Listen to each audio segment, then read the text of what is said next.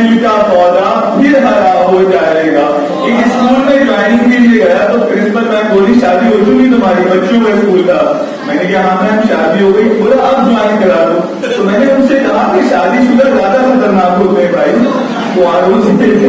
आज शादी के मेरा ये मगर यकीन बढ़ने लगा, क्या पता था दिल का पौधा फिर हरा हो जाएगा। देखता हूँ जब कभी मैं फूल सा चेहरा कोई, सोचता हूँ एक दिन ये भी मेरा हो जाएगा। सोचता हूँ एक दिन ये भी मेरा हो जाएगा। और 4 बजे देखेंगे ये होती नहीं है ठीक ये ताकीर इश्क में, होती नहीं है ठीक ये ताकीर इश्क में। दिल में लगी हुई को भी एक्सपोज कीजिए, बाजी कहीं ना मार ले